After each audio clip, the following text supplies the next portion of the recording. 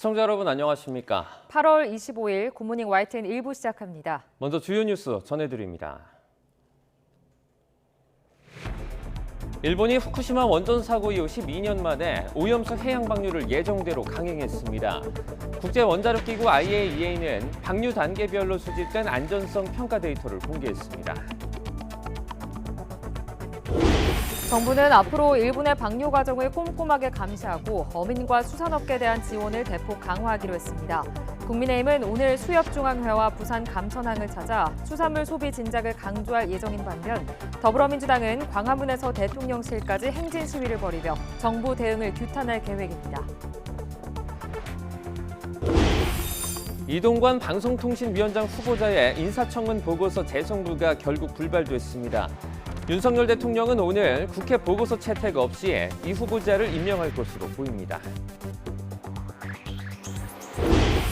잼버리 준비부터 운영까지 총정리하고 기록하는 백서 발간 업무를 전북도청 지하에 입점한 문구점이 맡은 것으로 드러났습니다. 국회 여성가족위원회는 오늘 전체 회의에서 잼버리 대회 파행 사태와 관련한 현안 질의를 진행합니다. 푸틴 러시아 대통령은 바그너 그룹 수장인 프리고진의 사망 하루 만에 유족에게 애도의 뜻을 전했습니다. 프리고진이 암살당했을 것이란 전망이 높은 가운데 미국은 미사일 격추보다는 기내에 설치된 폭탄을 원인으로 보고 있습니다.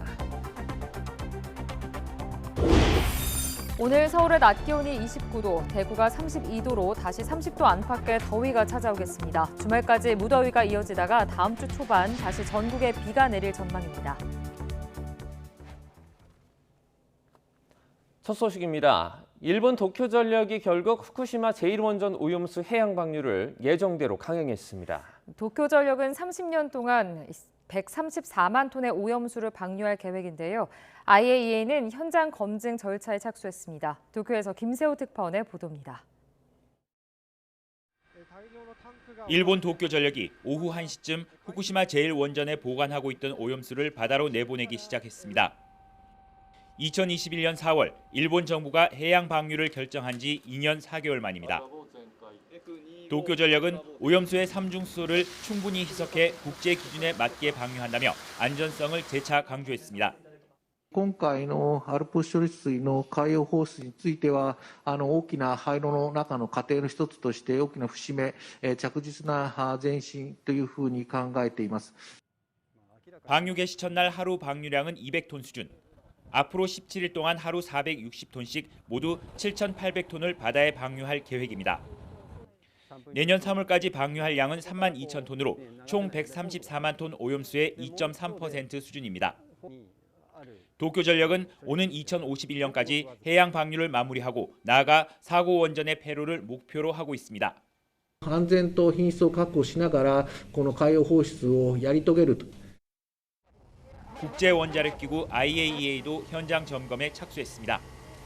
국제사회의 눈 역할을 하는 전문가들이 투명한 방식으로 국제 기준에 맞춰 방류가 이루어질 수 있도록 점검할 것이라고 강조했습니다.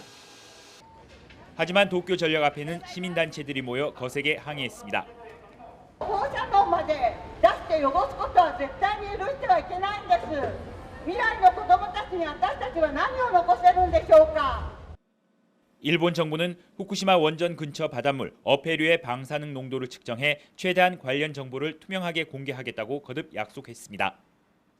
결국 IAEA의 보고서로 자신들의 방류가 정당하다며 방류를 강행한 일본. 하지만 끝없는 논란을 넘어 IAEA에 밝힌 계획대로 실제 방류가 제대로 진행되는지에 대한 더욱 철저한 검증이 지금부터 필요해 보입니다. 도쿄에서 YTN 김세호입니다. 국제원자력기구 IAEA가 일본의 오염수 방류 첫날 실시간 데이터를 처음으로 공개했습니다. 가장 큰 관심의 대상인 희석된 오염수의 삼중수소 농도는 리터당 206 베크렐로 식수 기준치인 리터당 1000 베크렐보다 크게 낮았습니다. 김원배 기자입니다. 국제원자력기구 IAEA가 일본의 오염수 방류 첫날 도쿄 전력으로부터 받은 6가지 실시간 데이터를 홈페이지에 처음 공개했습니다. 가장 큰 관심의 대상인 희석 후 오염수 내 삼중수소 농도는 24일 오후 6시 현재 리터당 206 베크렐로 나타났습니다. 이는 세계보건기구 WHO가 제시한 식수 수질 가이드상의 기준치인 리터당 1000베크렐보다 한참 낮습니다. 리터당 206베크렐이란 수치는 일본 후쿠시마 제1원전 내에 마련된 현장 사무소의 IAEA 전문가들이 독립적으로 현장 분석을 벌인 결과를 표시한 것이라고 IAEA는 밝혔습니다. IAEA는 삼중수소 농도가 일본 측 운영 기준치인 리터당 1500베크렐에 한참 못 미치는 것으로 확인됐다고 평가했습니다. 방사성 핵종인 삼중수소는 오염수에서 방사성 핵종을 제거하는 작업을 거친 뒤에도 물에 남아있는 핵종으로 방류 시 바닷물에 녹아들게 됩니다. 희석후 오염수 내 삼중수소 농도와 함께 처리 오염수의 방사선 양, 처리 오염수의 유량, 오염수 희석에 쓰일 바닷물의 방사선 양, 희석용 해수의 시간당 유입량, 수직축으로 분석한 희석수의 방사선 양 등도 처음 공개됐습니다. IAEA는 6가지 항목 모두에 정상 범위를 나타내는 초록불을 표시해놨습니다. 측정이 이루어지지 않으면 회색불, 비정상적인 수치가 탐지되면 빨간불로 표시됩니다. 오염수와 해수, 희석수의 유량이 정상 범위고 단계별로 측정한 오염수 방사선 양도 기준치를 밑돈다는 평가로 볼 수 있습니다. YTN 김원배입니다. 일본이 어제부터 후쿠시마 오염수 해양 방류를 시작한 가운데 일본의 조치에 가장 명확한 반대 입장을 표명해온 중국에선 소금 품귀 현상이 벌어지고 있습니다. 현지 매체에 따르면 일본의 오염수 방류가 개시된 뒤에 중국의 유명 온라인 쇼핑몰 곳곳에선 소금이 품절 상태로 나타났습니다. 중국 내에서도 불안감이 특히 심한 해안 지역에선 슈퍼마켓 같은 오프라인 매장의 소금 품귀도 벌어지고 있습니다. 당국은 계속해서 전력으로 공급 가격을 안정시킬 것이고 식용 소금 물량도 충분한 상태라며 시민들은 이성적으로 구매하고 유언비어를 믿거나 퍼뜨리지 말아야 한다고 공지했습니다. 더불어민주당 이재명 대표는 원전 오염수 해양 방류라는 일본의 환경 파괴 범죄, 윤석열 정부는 더 이상 부역하지 말라고 말했습니다. 이 대표는 어제 긴급 의원총회에서 윤석열 정권도 환경 재앙의 또 다른 주범이란 비난을 피할 수 없다며 이같이 비판했습니다. 이어 절대 용납할 수 없는 핵 오염수 투기 범죄에 정부 여당은 누구보다 앞장서 면죄부를 줬다며 국민 생명과 안전을 지켜야 할 집권 세력이 책무는 망각한 채 일본의 심기만 살폈다고 지적했습니다. 국민의힘은 민주당 이재명 대표가 경기지사 시절 법인카드를 유용해 심부름으로 사기한 물건 가운데 일본제 샴푸가 있다는 의혹을 두고 입으론 반일 선동을 하면서 머리카락은 친일이라고 비판했습니다. 장해찬 최고위원은 어제 최고위 회의에서 의혹이 불거진 샴푸를 직접 들고 나와 이 대표가 해당 샴푸로 머리를 감은 게 맞느냐며 이같이 말했습니다. 이어 세금으로 월급을 주는 공무원을 일제 샴푸 심부름으로 서울의 청담동까지 보내는 건 특권 의식에 찌든 갑질 정치인의 모습이라고 지적했습니다. 진보 성향의 대학생 단체가 일본의 후쿠시마 오염수 방류에 반대 목소리를 내며 주한 일본 대사관에 진입하려다 경찰에 체포됐습니다. 우리 정부가 일본 정부에 어떤 항의도 하지 않는 등 무책임한 태도에 분노를 느껴 대사관에 들어가려 했다고 밝혔는데요. 권준수 기자가 전해드립니다.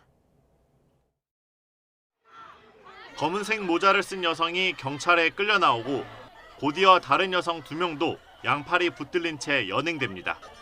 진보 성향 단체에 소속된 대학생들로 건물에 입주한 주한 일본 대사관에 진입하려다 가로막힌 겁니다.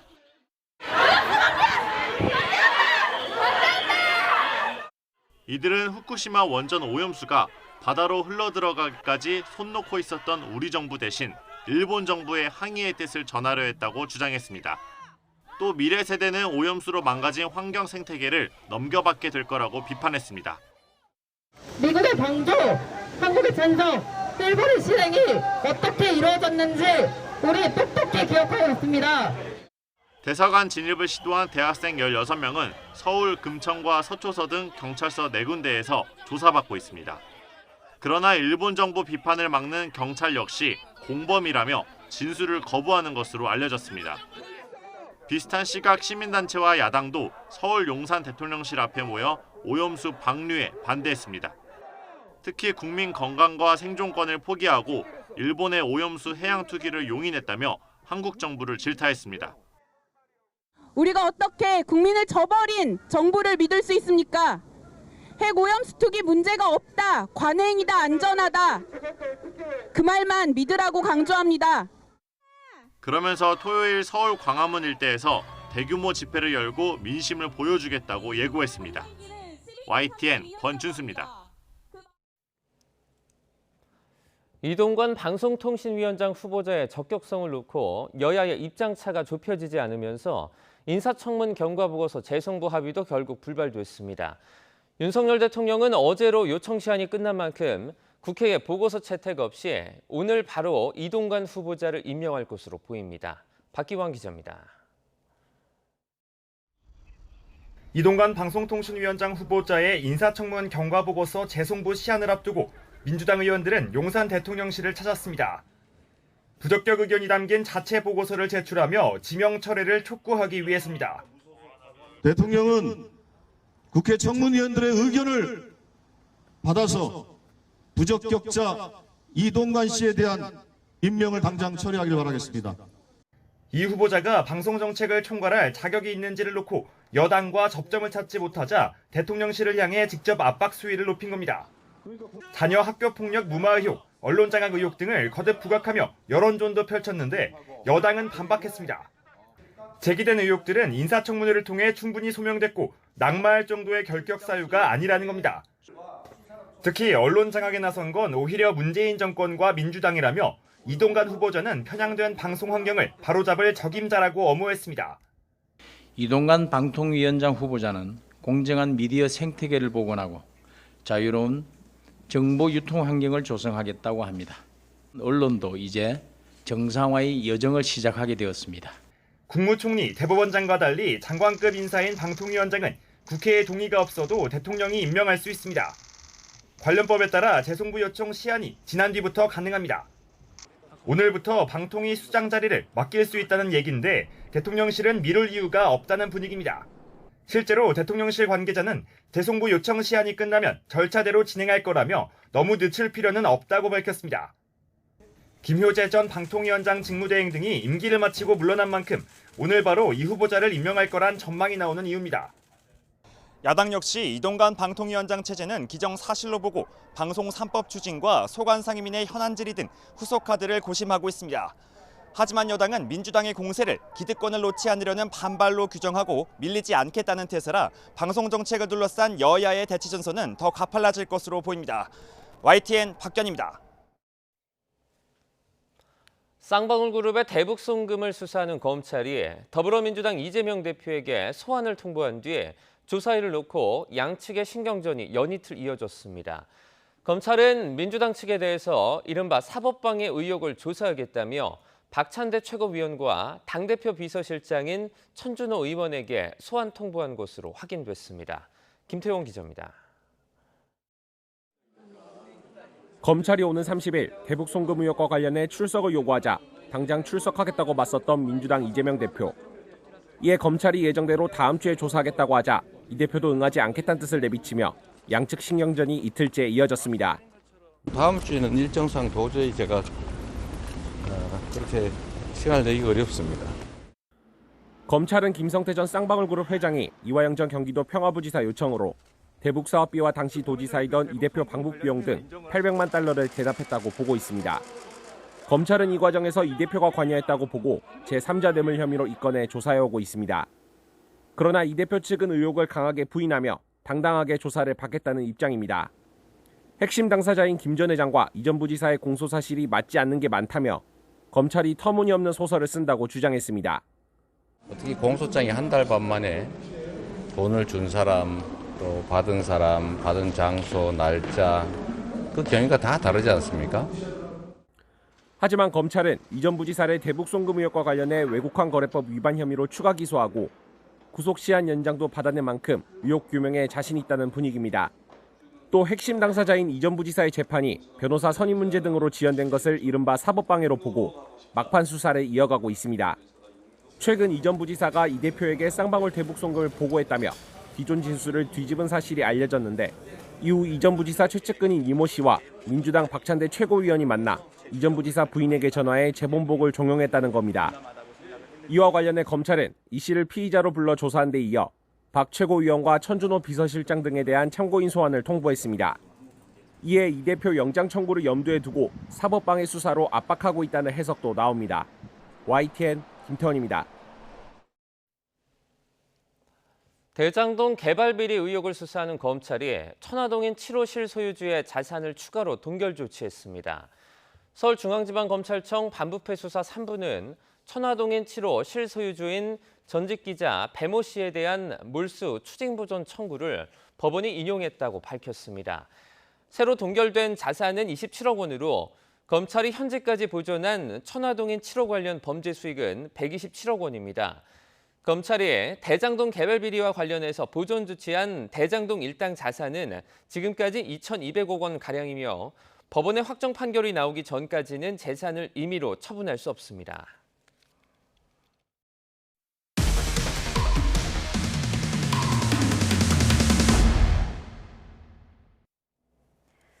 새만금 잼버리 운영이 얼마나 주먹구구식으로 이뤄졌는지 파헤치는 YTN의 연속 보도 그 두 번째 순서입니다. 잼버리 준비부터 운영까지 그 내용을 총정리하고 잘잘못을 기록할 백서 발간 업무를 어디에서 맡고 있을까요?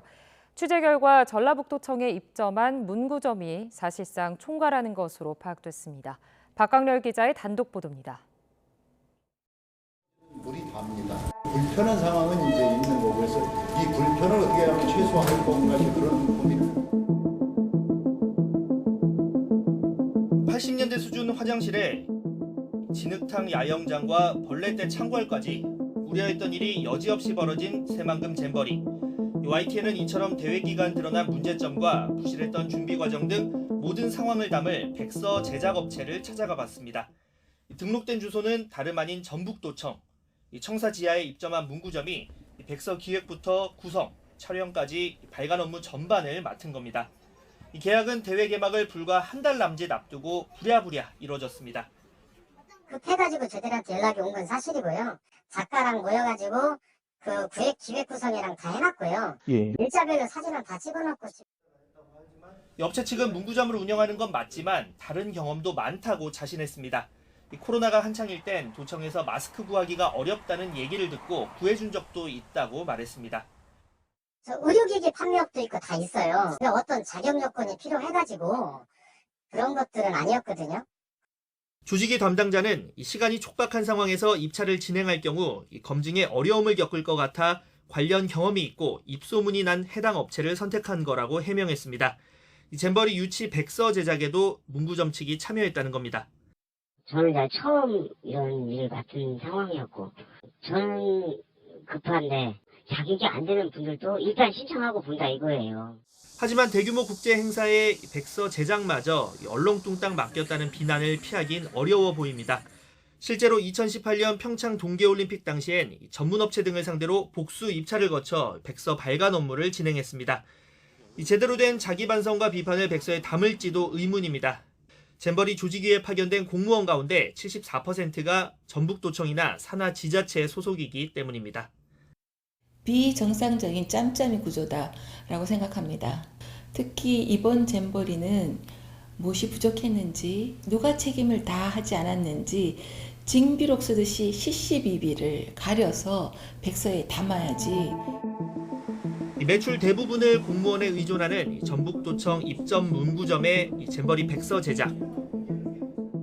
향후 국제행사 유치의 반면교사가 돼야 할 새만금 잼버리가 자화자찬 제19 감싸기식의 공식 기록물로 마무리되는 건 아닌지 우려의 목소리가 나옵니다. YTN 박광렬입니다. 교원단체가 서울 서희초 교사 사망과 관련해 숨진 교사에게 연락했던 학부모를 고발했습니다. 실천교육 교사 모임은 어제 자녀들의 다툼과 관련해 서희초 교사에게 연락했던 학부모 4명을 강요죄 등의 혐의로 서울중앙지방검찰청에 고발했다고 밝혔습니다. 특히 경찰과 검찰 수사관으로 알려진 학부모에 대해선 직권남용 혐의를 적용해야 한다고 밝혔고 다른 학부모는 협박죄 등을 적용해 처벌해달라고 촉구했습니다. 교육부가 발표한 교권 강화 종합 방안에 대해 학부모와 진보 교육단체가 교육 공동체 간 갈등을 조장하는 정책이라고 비판했습니다.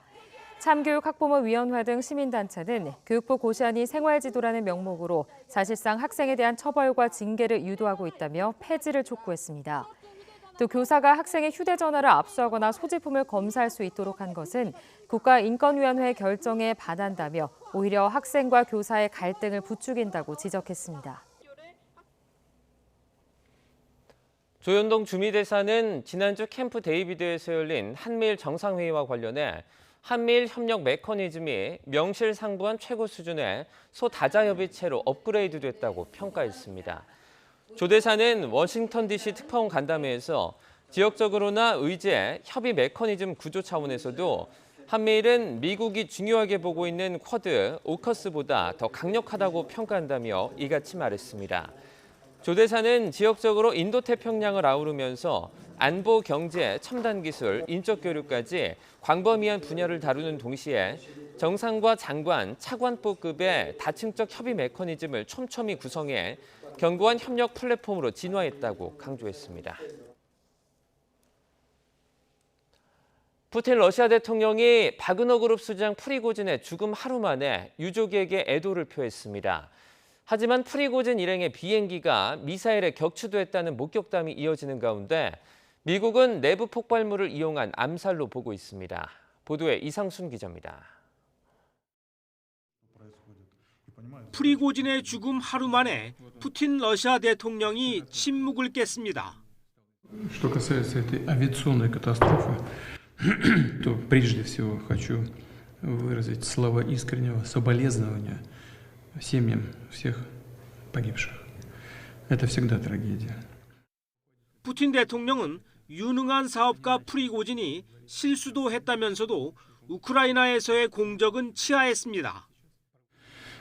Хотел бы отметить, что это люди, которые внесли существенный вклад в наше общее дело борьбы с неонацистским режимом на Украине. Мы об этом помним, знаем и не забудем. 푸틴 대통령은 그러면서 프리고진과 바그너 그룹 핵심 등 10명 전원이 숨진 비행기 추락 사고에 대한 수사 결과를 지켜보겠다고 덧붙였습니다.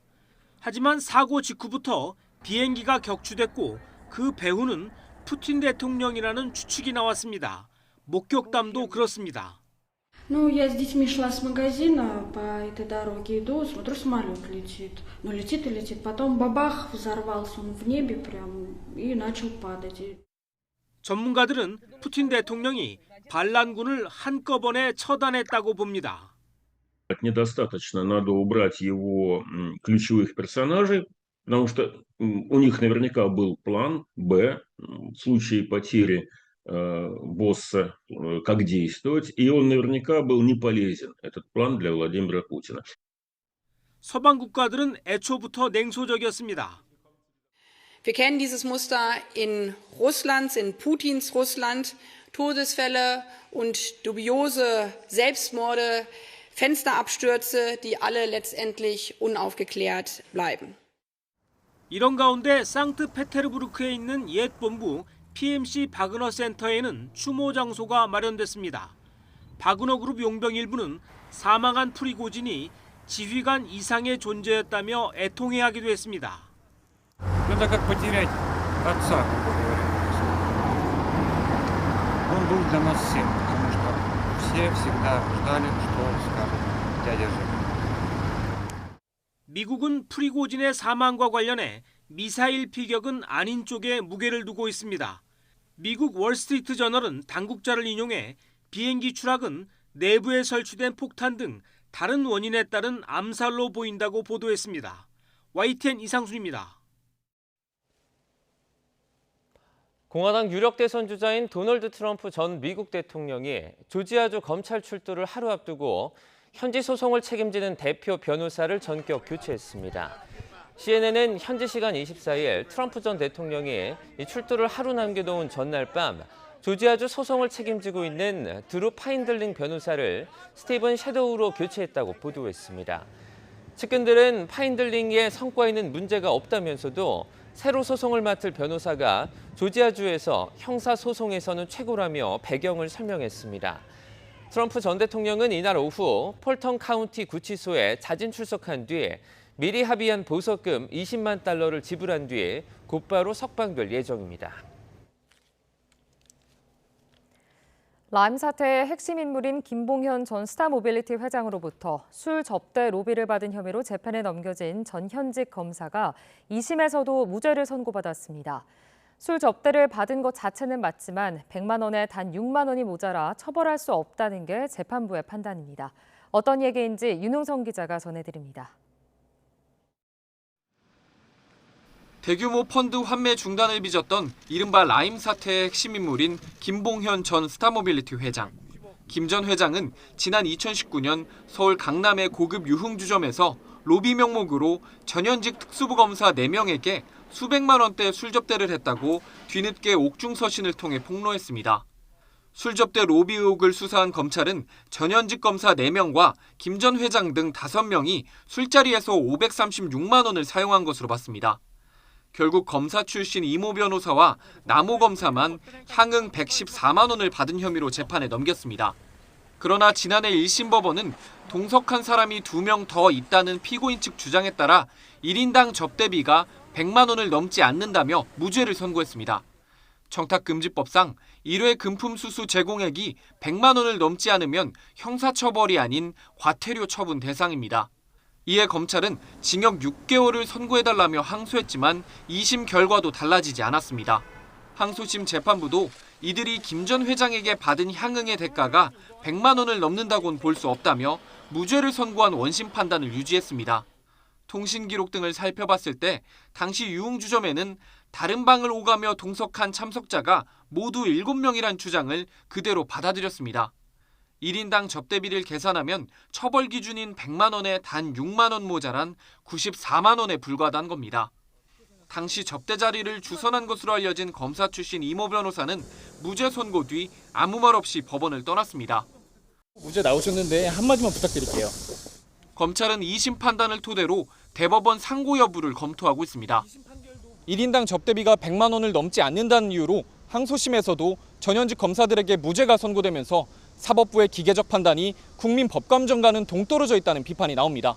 YTN 윤웅성입니다.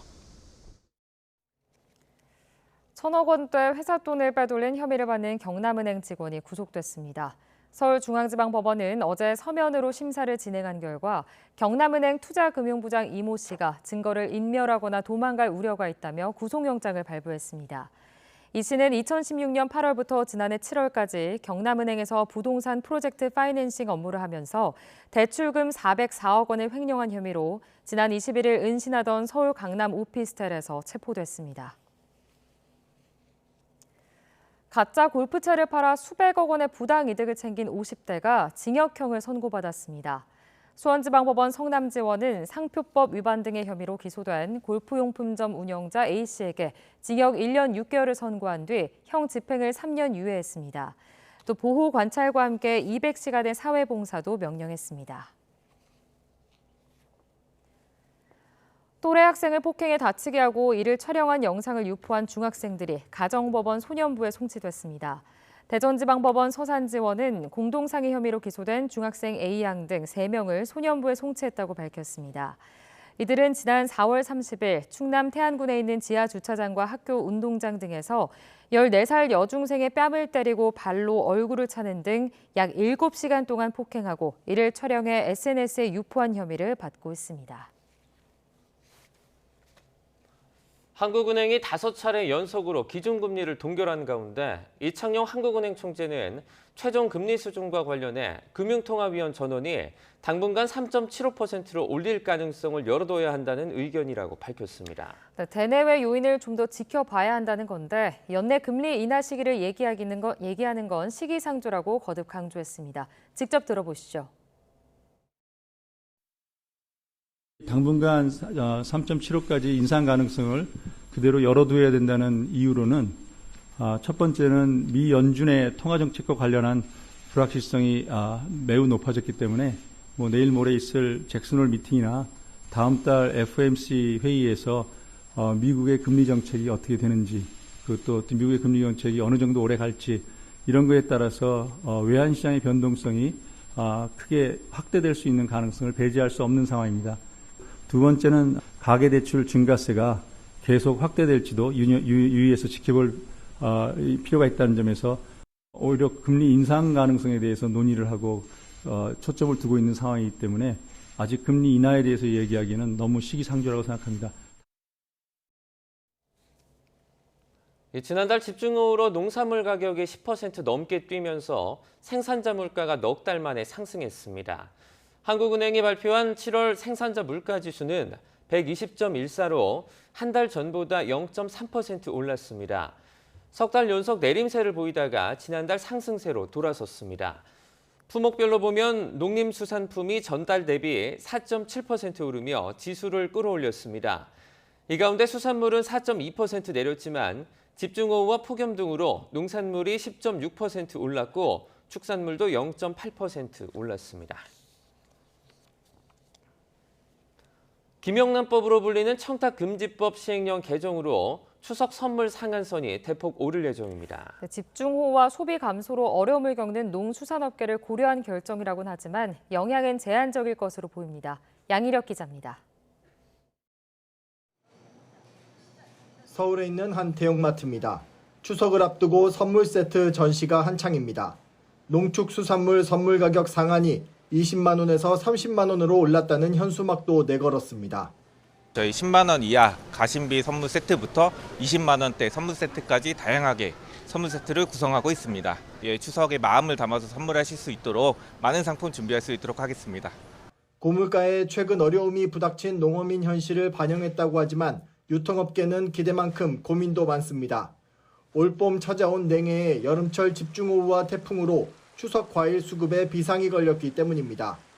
올해 사과 생산량은 지난해보다 19%가, 배는 지난해보다 22% 줄 거란 전망이 나옵니다. 생산이 줄면서 치솟는 가격도 소비자에겐 부담입니다. 선물용으로 많이 찾는 홍로 사과는 10kg 한 상자 가격이 지난해보다 50%가 올랐고, 제수용으로 쓰이는 원황배는 15kg 한 상자에 5만 5천 원을 넘어 1년 전보다 만 원 넘게 가격이 뛰었습니다. 유통업체는 다양한 과일과 섞은 선물 구성을 늘리는 등 소비자 부담을 줄이는 방안을 고심하고 있습니다. 과일 좀 비싸죠. 사과도 비싸고 배도. 그리고 작황이 안 좋아서 물건이 별로 안 좋아. 가능하면 농산물 아니고 공산품 쪽으로 갈 가능성이 조금 있을 것 같아요. 네. 일본이 후쿠시마 오염수 방류를 개시해 수산물 선물 수요가 급감하진 않을까도 걱정거리입니다. 미리 비축해둔 수산물로 선물을 구성하는 등 불안 잠재우기에 주력하고 있습니다. 선물 상한선이 올라가긴 했지만 최근 단가가 내려간 한우 등 육류를 제외하면 농수산물 소비에 미치는 영향은 제한적일 것이라는 게 유통업계의 분석입니다. YTN 양일혁입니다. 해외 직구나 상품권 거래를 한 것처럼 꾸며 보이스피싱 범죄 수익금 수십억 원을 세탁한 뒤 해외로 송금한 일당이 무더기로 경찰에 붙잡혔습니다. 서울경찰청 금융범죄수사대는 사기와 전자금융거래법 위반 등의 혐의로 1차 수금책 A씨와 중간 수금책 B씨 등 52명을 붙잡고 이 가운데 14명을 구속했습니다. 또 직구 거래를 한 것처럼 가장해 자금 82억 원을 해외로 송금하고 수수료를 챙긴 혐의로 송금책 13명을 붙잡고 이 가운데 8명을 구속했습니다.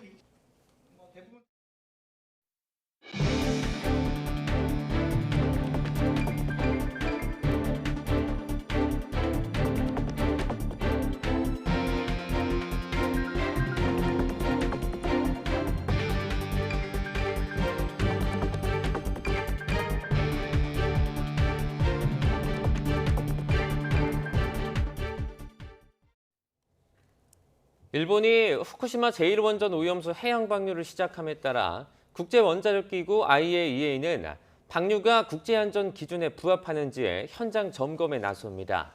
한국과 후쿠시마 정보 메커니즘을 구축하기로 합의한 IAEA는 현장 점검을 통해 확보한 각종 데이터를 한국과 정기적으로 공유할 계획입니다. 앞서 IAEA는 지난달 5일 후쿠시마 제1원전 내에 현장 사무소를 마련하고 전문가들을 파견했으며 도쿄전력의 계획과 실제 방류 상황이 일치하는지 국제 안전 기준이 맞는지 등을 살필 예정입니다. 후쿠시마 원전 오염수 방류가 시작된 가운데 정부는 한국인 전문가의 후쿠시마 현장 사무소 방문을 위해 국제원자력기구 IAEA와 막바지 협의 중이라고 밝혔습니다. 외교부 임수석 대변인은 정례 브리핑에서 우리 정부는 IAEA와의 적극적이고 밀도 높은 협의 끝에 한국과 IAEA 간 정보 공유 메커니즘을 구축했다며 우리 측 전문가의 IAEA 현장 사무소 최초 방문이 최단 시간 내에 이뤄질 수 있도록 제반 사항을 막바지 협의하고 있다고 말했습니다. 정부는 우리 측 전문가가 가능한 한 빨리 방류 현장을 볼 수 있도록 해달라고 IAEA 측에 요청한 것으로 알려졌습니다. 일본이 후쿠시마 원전 오염수 방류를 강행하자 중국은 즉각 규탄 담화를 냈습니다. 일본 수산물 수입 전면 중단이라는 초강수도 뒀습니다. 베이징에서 강정규 특파원이 전해드립니다. 후쿠시마 원전 오염수가 끝내 바다로 배출되자 중국은 일본 수산물 수입을 전면 중단했습니다. 2011년부터 이어진 후쿠시마 주변 10개 현에 대한 수입 금지 조치가 일본 전역으로 확대된 겁니다. 지난달 중국이 일본 수산물에 대한 100% 방사능 검사에 돌입하면서 수입량은 이미 반토막난 상태. 홍콩과 마카오도 예고한 대로 일본 수산물 수입 중단 지역을 기존 4곳에서 10곳으로 확대했습니다. 일본 농수산품 수출 가운데 중국 본토의 비중은 20.8%, 홍콩은 15.6%로 각각 1, 2위를 차지합니다. We have a plan to prohibit those food from the Japanese prefectures, which we believe to have some risk. 일본의 방류 강행 직후 중국 외교부 대변인 명의의 규탄 담화도 나왔습니다. 주중 일본 대사를 불러 항의했을 때처럼 매우 이기적이고 무책임한 행동이란 비난이 담겼습니다. 人为向海洋排放核事故污染水没有先例。 也没有公认的处置标准。 TV와 인터넷으로 후쿠시마 원전 주변 화면이 생중계될 만큼 중국인들의 관심도 뜨거웠습니다. 240일 뒤면 중국 해안에 닿을 거란 분석에 오염수 방류는 온종일 실시간 검색어 1위를 차지했습니다. 14개 성시에 걸쳐 있는 중국의 연해지방, 6억 명 넘는 인구와 전체 GDP의 60%가 몰린 도회지입니다. 일본의 오염수 배출에 맞서 수산물 전면 수입 금지라는 초강수를 둔 배경입니다. 베이징에서 YTN 강정규입니다. 일본 정부와 도쿄전력이 후쿠시마 원전에서 처리된 오염수를 바다에 방류한 어제 야당과 시민단체는 우리 정부를 강하게 비판하며 주말 대규모 집회를 예고했습니다. 시민단체 모임인 일본 방사성 오염수 해양 투기 저지 행동과 야당은 용산 대통령실 앞에서 기자회견을 열고 윤석열 정부가 일본의 핵 오염수 해양 투기를 용인하며 국민 건강과 생존권을 포기했다고 질타했습니다. 이들은 윤석열 정부가 오염수 방류에 반대하는 여론조사는 무시한 채 오히려 대통령실의 예산으로 오염수 안전을 대변하는 영상을 만들었다고 비판했습니다. 그러면서 내일 서울 광화문 일대에서 대규모 집회를 통해 민심을 보여주겠다고 경고했습니다. 대통령실이 후쿠시마 원전 오염수 방류가 시작된 것과 관련해서 우리 건강을 지키는 건 정치적인 선동이 아닌 과학이라고 밝혔습니다. 대통령실 관계자는 어제 브리핑에서 오염수 방류 관련 입장을 묻자 한덕수 국무총리가 정부의 입장을 상세하게 충분히 전달했다고 생각한다며 이같이 답했습니다. 대통령실이 오염수 방류와 관련한 공식 입장을 밝히지 않은 이유와 관련해서는 총리가 대통령 뜻과 다른 말을 하겠느냐며 정부의 입장은 명료하고 간결할수록 좋다고 생각한다고 부연했습니다. 더불어민주당 이재명 대표는 쌍방울 대북 송금 의혹과 관련해 터무니없는 얘기들을 가지고 정말 소설을 쓰고 있는데 이는 국가 권력 남용, 정치 공작이라고 생각한다고 말했습니다. 이 대표는 어제 국회에서 기자들과 만나 이화영 전 경기도 평화부지사와 김성태 전 쌍방울 회장의 공소장을 보면 돈을 준 사람, 받은 사람, 장소와 날짜, 경위가 다 다르지 않느냐며 이같이 비판했습니다. 검찰이 요구하는 30일 출석할 의향이 있느냐는 질문엔 다음 주에는 일정상 도저히 시간을 내기가 어렵다고 답했습니다. 쌍방울 대북 송금 사건을 둘러싸고 제기된 사법 방해 의혹과 관련해 검찰이 더불어민주당 박찬대 최고위원에 이어 이재명 대표 비서실장인 천준호 의원에게도 다음 주 소환을 통보한 것으로 알려졌습니다. YTN 취재 결과 수원지방검찰청은 최근 박 최고위원과 천 비서실장에게 사업 방해 의혹과 관련해 다음 주 초쯤 참고인 신분으로 검찰에 출석할 것을 요구한 것으로 전해졌습니다.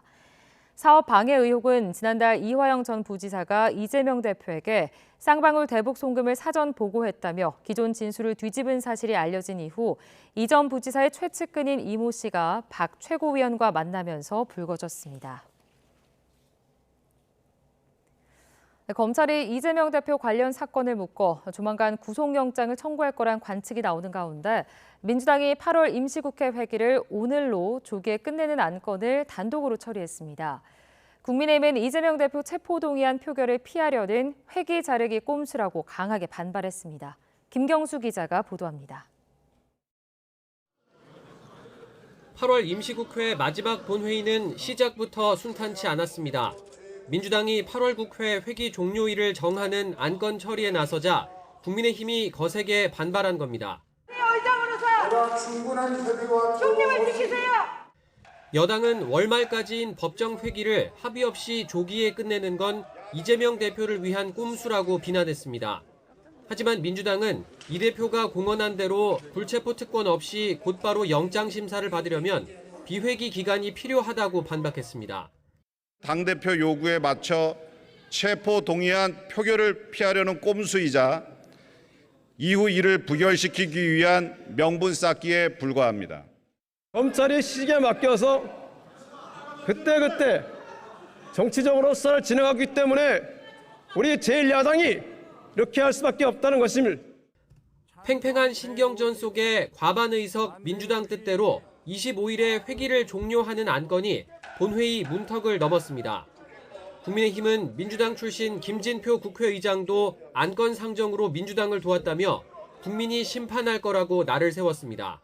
민주당의 회기 자르기에 협조해 주는 것은 국회의 오랜 전통을 깨뜨린 거고 있어서는 안 된다는 강한 항의를 했습니다. 전날 검찰과 이 대표 측이 대북 송금 의혹 사건 소환 조사 일정을 두고 벌인 기싸움의 여파도 이어졌습니다. 여당은 이 대표가 경기지사 때 국무원에게 일제 샴푸를 사오도록 시켰다는 의혹을 거론하며 검찰 조사도 마음대로 받겠다는 특권 의식이라고 맹비난했습니다. 이재명 대표는 황제급 대우를 요구했습니다. 검찰이 통보한 일정은 무시하고 오늘 당장 검찰에 찾아갈 테니 조사를 해달라고 요구하고 있습니다. 민주당은 곧바로 출석하겠다는 이 대표 요청을 검찰이 거부한 건 정기국회 때까지 영장 청구를 늦춰 방탄 프레임을 씌우겠다는 의도라고 받아쳤습니다. 30일 날 나와라라고 얘기하는 것은 자신 없으니까 비회기 기간에 영장 청구하지 않겠다라고 하는 의지를 보인 것 아닌가 생각이 되고요. 이재명 대표 역시 검찰이 국가 권력을 남용해 정치 공작을 하고 있다며 반발 수위를 높였습니다. 한동안 수사했다면서 아직 준비가 안 됐다고 하는 게 도저히 납득이 안 됩니다. 터무니없는 얘기들을 가지고 정말 소설을 쓰고 있는데 8월 국회를 조기에 끝내더라도 이재명 대표에 대한 구속영장을 언제 청구할지는 결국 검찰의 몫입니다. 9월부터 연말까지 이어지는 정기국회 기간이 선택지에 들어간다면 체포동의안 표결이 불가피해 또 한 번 정치권의 파장이 예상됩니다. YTN 김경수입니다. 윤석열 대통령은 먹고 사는 문제와 직결되는 킬러 규제 혁파에 모두가 집중해야 한다고 밝혔습니다. 윤 대통령은 제4차 규제혁신 전략회의를 주재하며 정부의 중요한 역할은 공정하고 효율적인 시장을 조성하는 데 있다며 규제 혁신이 반드시 뒷받침돼야 한다고 강조했습니다.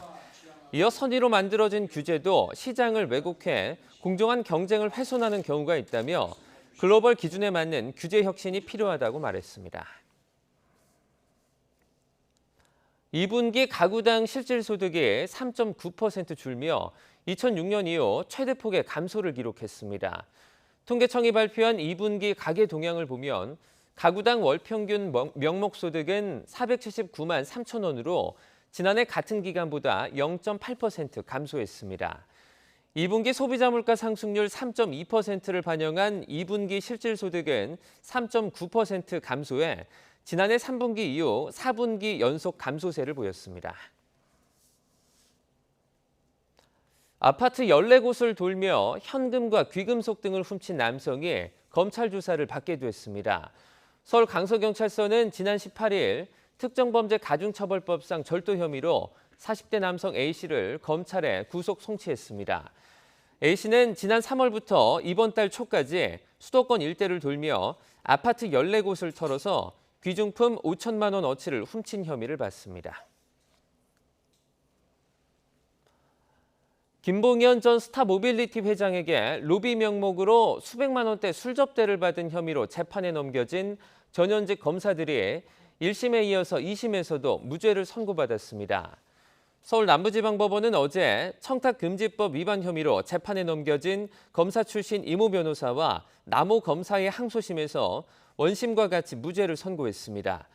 재판부는 술자리에 이종필 전 라임 자산운용 부사장 등 2명이 더 있었던 만큼 1인당 접대비가 100만 원이 넘지 않는다고 봤던 1심 재판부의 판단이 합리적이라고 판단했습니다. 8월 25일 금요일 미리 보는 오늘입니다.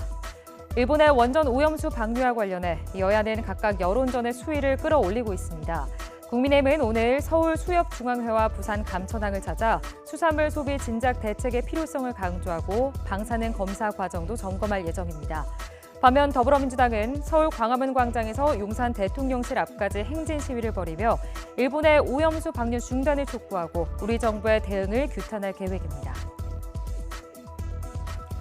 윤석열 대통령이 오늘 이동관 방송통신위원장 후보자를 임명할 것으로 보입니다. 이 후보자가 임명되면 윤 정부 들어 국회 청문 보고서 채택 없이 강행하는 16번째 인사가 됩니다. 국회 여성가족위원회는 오늘 전체 회의를 열어 새만금 잼버리 대회 파행 사태와 관련한 현안 질의를 진행합니다. 다만 증인 출석 명단을 놓고 여야가 이견을 좁히지 못해 회의 자체가 제대로 열리지 않을 가능성도 배제할 수 없는데요. 국민의힘은 김관영 전북지사와 정영애 전 여성가족부 장관, 공동조직위원장인 민주당 김윤덕 의원 등이 출석해야 한다는 입장입니다. 반면 민주당은 잼버리 개영식에 윤석열 대통령이 참석하는 과정에 문제는 없었는지 점검하겠다며 김용현 대통령 경호처장 출석을 요구했습니다. 국회 보건복지위원회는 오늘 보호출산제 도입 법안을 논의합니다. 어제 복지위 소위원회를 통과한 위기 임신 및 보호출산 지원과 아동 보호에 관한 특별법 제정안은 사회 경제적 어려움에 처한 임산부가 익명으로 출산하고 출생 신고를 할 수 있는 내용을 담고 있습니다. 해병대원 순직 사건 수사와 관련해 항명 혐의를 받는 박정훈 전 해병대 수사단장에 대한 군 검찰 수사심의위원회가 오늘 열립니다. 국회 국방위원회에선 수사 외압 의혹을 두고 여야 공방이 예상되는데요. 여야는 앞서 지난 21일에도 수사 과정에 외압이 있었는지를 두고 치열한 공방을 벌였는데 국민의힘은 근거 없는 정치 공세라며 외압 의혹을 일축하고 있지만 민주당은 특검 도입까지 거론하고 있습니다. 네, 이 앞서 보셨듯이 박정훈 전 해병대 수사단장의 향후 수사 과정을 심의할 군 검찰 수사심의위원회가 오늘 첫 회의를 엽니다. 위원회는 10여 명의 규모로 국방부는 국민권익위원회와 국가인권위원회, 소방청, 공법학 관련 민간학회 등으로부터 위원을 추천받았습니다. 지금까지 미리 보는 오늘이었습니다.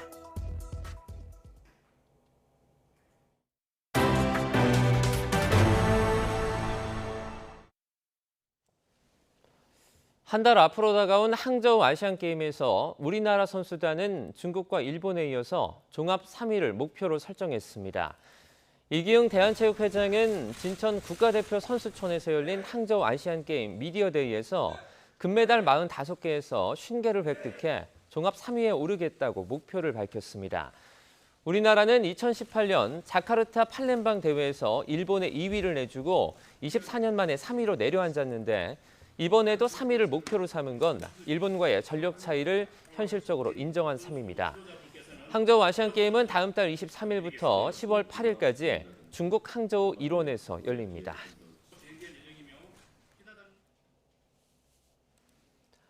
블랙핑크가 K-팝 걸그룹 최초로 고척돔에 입성하며 월드 투어의 마지막을 장식합니다. 소속사 YG 엔터테인먼트는 다음 달 16일부터 이틀 동안 열리는 블랙핑크의 월드 투어 본핑크 앙코르 콘서트 무대가 서울 구로에 있는 고척 스카이돔으로 결정됐다고 밝혔습니다.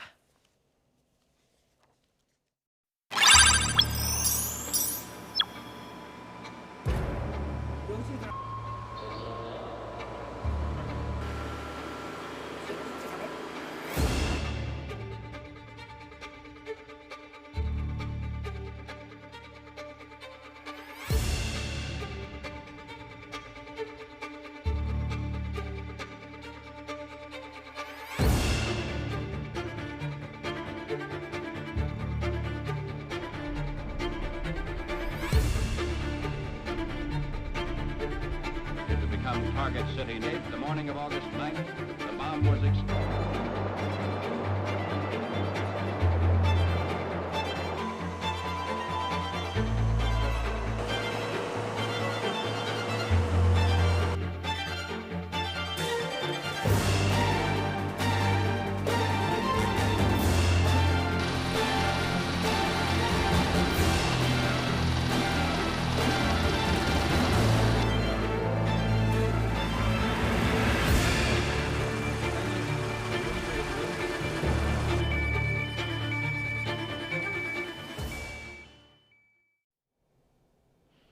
오늘부터는 더위 대비를 잘 해주셔야겠습니다. 오늘 서울의 한낮 기온은 29도, 대구는 32도까지 오르겠고 비가 내린 뒤라서 습도가 높은 탓에 체감하는 더위는 이보다 더 심하겠습니다.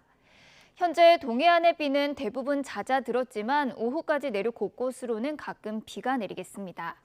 예상되는 비의 양은 강원 영서 지방에 최고 40mm, 서울 등 그 밖의 지역에는 5에서 20mm가 되겠습니다. 충남 내륙과 전남에는 다시 폭염특보가 내려진 가운데 오늘 서울의 한낮 기온은 29도, 대전은 30도, 대구는 32도, 부산은 31도를 보이겠습니다. 주말 동안 30도 안팎의 무더위가 이어지겠고요. 휴일 오전 남부를 시작으로 밤에는 강원 영동 지방에도 비가 내리겠습니다. 지금까지 날씨 정보였습니다. 굿모닝 YTN 1부 마칩니다. 잠시 후 2부가 이어집니다. 시청해주신 여러분 고맙습니다.